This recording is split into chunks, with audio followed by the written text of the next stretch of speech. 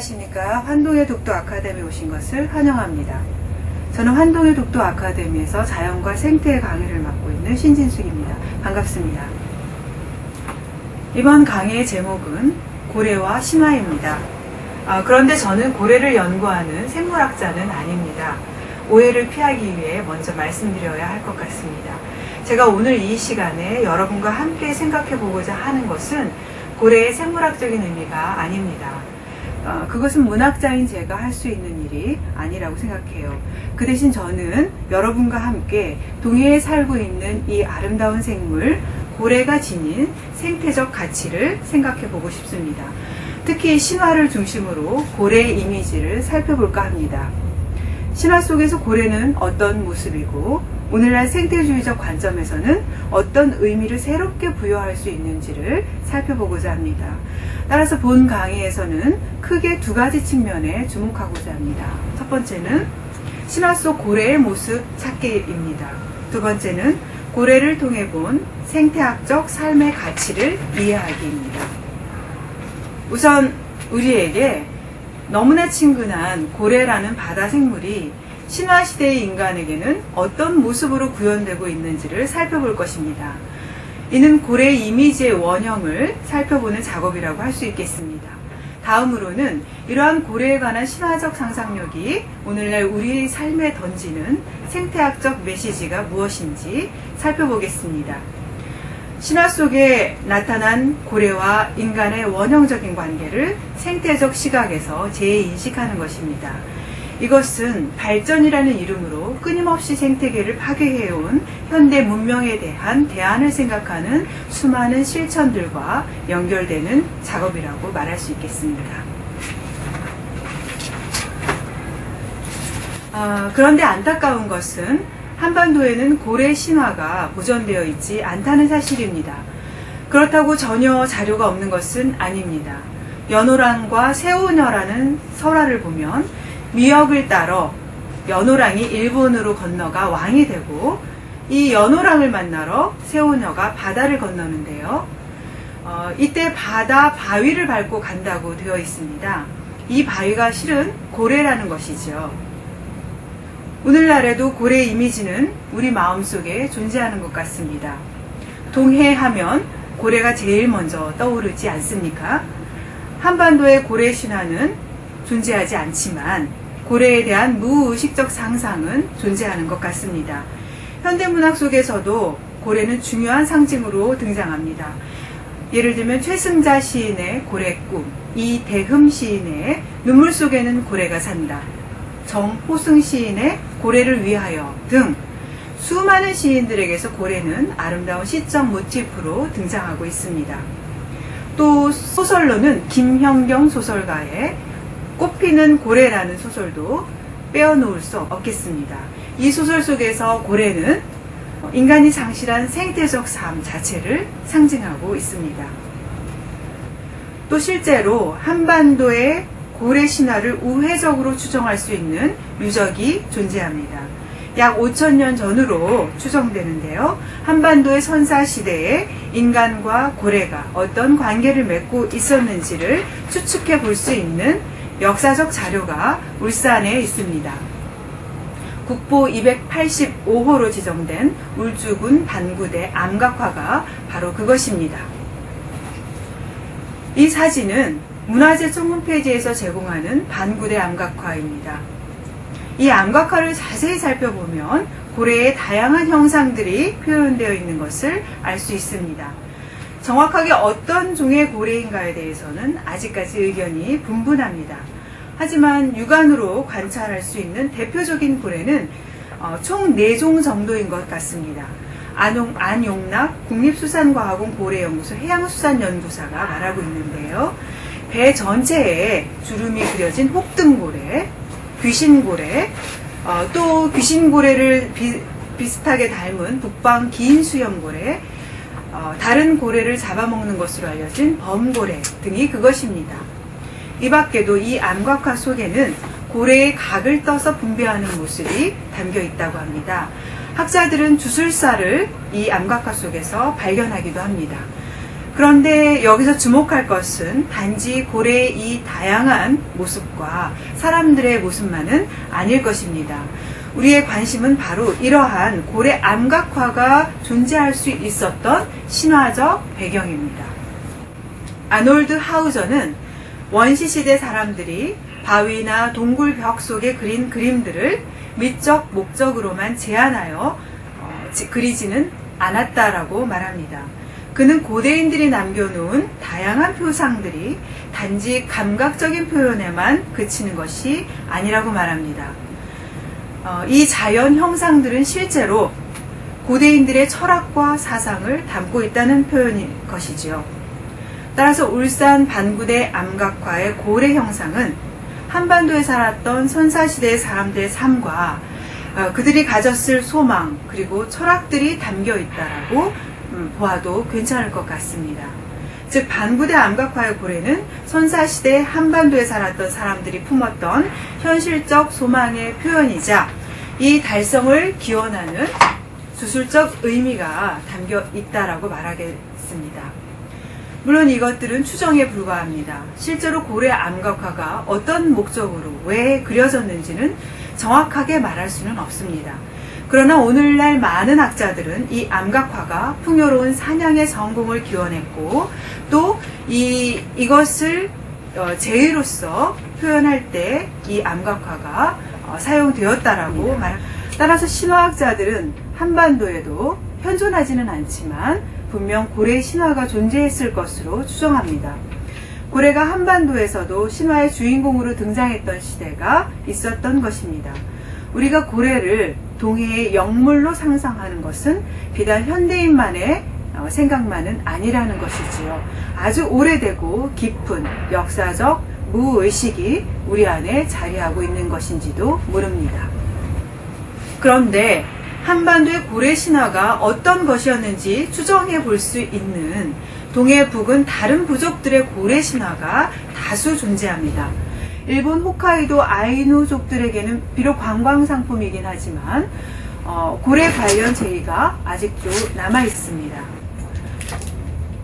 동해를 무대로 살았던 고대 환동해인들에게 어떤 공통점들이 존재한다고 가정할 때 그들의 신화를 살펴보는 것은 우리의 고래 신화를 추측할 수 있는 계기가 되지 않을까요? 이런 맥락에서 조현설 신화학자는 고대 한반도의 고래 신화의 모습이 극동 러시아 지역에 살고 있는 원주민의 신화 속에서 찾을 수 있다는 가능성을 제기했습니다. 예를 들면 러시아 원주민 중 하나인 만주 퉁구스족에 속하는 울치족에게서 한반도의 고래 신화를 추정할 수 있는 고래 신화가 발견됩니다. 울치족은 아무르강 하류 하바롭스키에 거주하는 러시아 원주민들입니다. 이들은 고대로부터 다양한 정령과 토템을 섬기는 부족인데요. 그들에게 고래는 바로 물의 신을 의미합니다. 즉 바다의 신을 고래라는 존재로 표상한 것입니다. 이러한 현상은 울치족에게만 존재한 것은 아닙니다. 환동해 지역의 동해 연안에 살고 있는 많은 원주민들의 신화 속에서 고래는 곰과 함께 중요한 토템 중 하나로 존재했던 것을 알 수 있습니다. 그렇다면 이들 신화 속에서 고래는 어떤 모습일까요? 우선 신화 속 고래는 거대하고 두려운 존재로서의 자연 또는 자연의 힘을 상징합니다.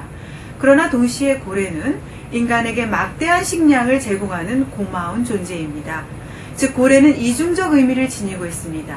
두려움의 대상이자 풍요를 선물하는 존재인 바다의 신이었던 것입니다. 이제 구체적인 신화를 예로 들어보겠습니다. 다음은 환동해 지역 울치족에게 구전되는 고래 신화입니다. 자세한 신화 내용은 곽진석의 시베리아 만주 퉁구스족 신화에서 읽어보시기 바랍니다. 신화의 내용을 화소별로 정리하면 다음과 같습니다. 첫 번째, 한 청년이 바다 표범을 잡기 위해 항해를 합니다. 바다에서 길을 잃습니다. 절벽 꼭대기에서 노인과 노파를 만납니다. 노파와 노인으로부터 음식을 대접받습니다. 청년은 고향으로 돌아갈 수 있도록 도와주라고 청합니다. 노인과 노파는 청년에게 배를 내어주고 고향에 돌아간 후 제를 올리라고 이릅니다. 청년이 고향으로 돌아옵니다. 노인과 노파의 이야기대로 정성껏 제의를 거행합니다. 여기 신화에서 말하는 제의란 물의 신에게 올리는 제를 의미합니다. 즉 이 신화는 물의 신 고래에게 제를 올리게 된 배경에 대해 설명하고 있는 신화라고 말할 수 있습니다. 그런데 흥미로운 것은 노인과 노파의 존재입니다. 결론부터 말하면 이들은 바로 바다의 신이자 고래입니다. 실제로 환동의 지역 고래 신화 속에서 물의 신은 노인이나 노파 또는 거인의 모습으로 나타나곤 하는데요. 이러한 고래는 물의 신이며 그리고 부족의 토템이라고 말할 수 있습니다. 모든 토템들이 그렇듯 고래 역시 인간과 자연을 연결시키고 서로의 세계를 중재하는 역할을 하고 있습니다. 이 신화는 고래 신화와 제의와의 상관성을 알려주는 좋은 자료라고 말할 수 있습니다. 그런데 여기에는 숨겨진 또 다른 비밀이 있습니다. 즉 제의의 내용을 살펴보면 알 수 있는데요. 물의 신인 고래는 인간을 고향으로 돌아가게 해주고 풍요로운 사냥감을 약속하는 대신 제의를 보답으로 원합니다. 제의를 통해 자신에게 재물을 바치라고 말하는 것이죠. 물의 신이 인간에게 사냥감을 선물하는 대신 인간은 물의 신에게 재물을 바쳐 답례해야 합니다. 또 물의 신은 청년에게 인간들이 한 번에 너무 많은 물고기를 잡아서는 안 된다고 경고합니다. 너무 많은 물고기를 잡을 경우에는 다음 해에 물고기를 주지 않겠다고 말합니다. 우리는 이러한 사실에서 고대인들의 사유체계를 엿볼 수 있습니다. 고래 신에 대한 답례는 자연과 인간 사이에 어떤 계약을 맺는 행위입니다. 즉 인간은 바다의 신으로부터 물고기라는 선물을 받되 인간은 이에 답례해야 하는 의무가 자동적으로 생기는 것이죠. 그리고 여기에는 반드시 금기가 따릅니다. 물고기는 꼭 필요한 만큼만 가져가야 한다는 경고가 그것입니다. 이 계약을 깨뜨리면 자연은 인간에게 풍요로움 대신 위협을 가하는 존재로 변할 것입니다. 이것은 오늘의 시각에서 본다면 어업을 허용하되 어종을 보호할 수 있도록 하는 매우 생태학적인 메시지라고 해석할 수 있습니다. 어쨌든 자연은 인간에게 자연 자체를 선물하고 인간은 자연에게 의례와 금기로서 보답하는 관계가 설정됩니다. 신화와 제의는 이처럼 인간과 자연 사이의 균형을 이루고자 했었던 고대인의 소명을 담고 있는 것이죠. 그런데 고래 신화들을 살펴보면 흥미로운 현상을 발견할 수 있습니다. 그것은 환동의 지역의 곰 신화에서도 발견되는 대표적인 현상인데요. 인간과 인간이 아닌 존재 사이의 경계가 매우 가변적인 상태로 존재한다는 사실입니다. 즉 고래이면서 인간인 존재가 출현하는 것입니다.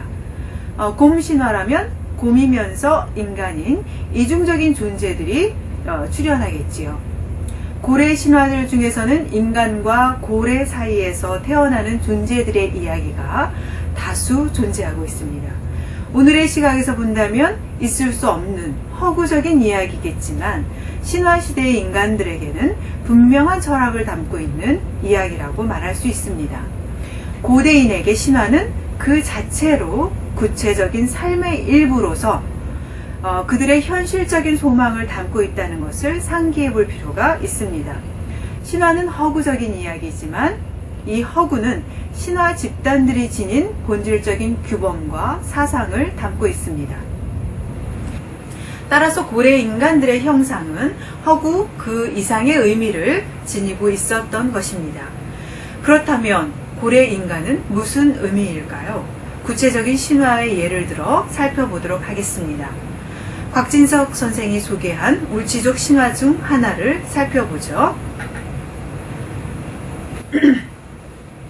신화의 화소를 정리하면 다음과 같습니다.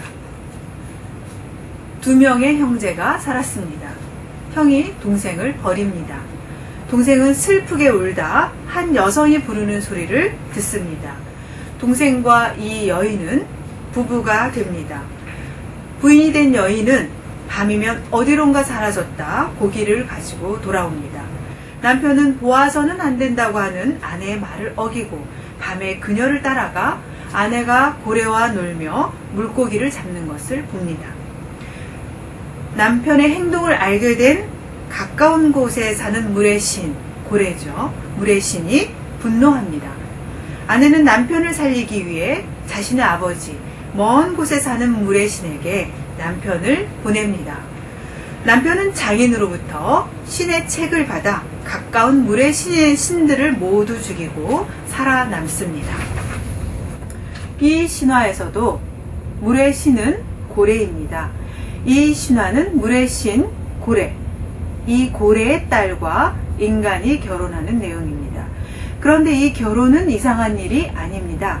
고래를 물의 신으로 생각한 신화시대의 인간들에게 고래와 인간 사이의 결합은 자연스러운 현상입니다. 인간과 자연은 각기 자신의 영역에 존재하지만 언제나 서로 연결되어 살아간다는 것을 알 수 있게 하는 내용입니다. 즉, 인간과 인간 사이에는 특별한 균형이 유지되고 있지만 또 동시에 이 둘은 결합되어 분리할 수 없습니다. 즉, 불의의 관계가 성립되는 것이지요. 인간과 자연은 어느 한쪽이 우월한 존재가 아니라 하나의 동일한 생태계 안에 얽혀 살아가는 분리할 수 없는 존재들이라는 것입니다. 이렇게 볼 때 고래 신화는 현대 문명에게 분명한 하나의 메시지를 던져주고 있습니다. 고래 신화 속 인간과 자연은 분리되어 있지 않았으며 서로의 영역을 존중하면서 살아갑니다. 자연을 인간의 제입의 대상으로 생각하지 않습니다. 인간과 자연 사이에는 상호 교환적인 관계가 성립됩니다. 자연에 대한 인간 중심주의적인 시각은 존재하지 않습니다. 이렇게 볼 때 고래 신화는 현대 문명에게 분명한 하나의 메시지를 던져주고 있습니다. 고래 신화 속 인간과 자연은 분리되어 있지 않았으며 서로의 영역을 존중하면서 살아갑니다. 자연을 인간의 제입의 대상으로 생각하지 않습니다. 인간과 자연 사이에는 상호 교환적인 관계가 성립됩니다. 자연에 대한 인간 중심주의적인 시각은 존재하지 않습니다. 또 앞서 살펴보았듯 인간은 자연의 선물에 대해 의례를 통해 답례하지 않으면 안 됩니다. 인간과 자연은 주고받는 상호 호혜적 관계로 설정되는 것입니다. 신화의 사유체계에서 보면 만일 인간이 제의로서 자연에게 답례하지 않는다면 자연은 인간에게 자연의 선물을 제공하지 않을 것입니다. 즉, 자연을 무한히 받기만 하는 무상의 선물로 생각해서는 안 된다는 것이죠. 인간은 자연과 완벽한 경계로 분리되어 있지 않습니다.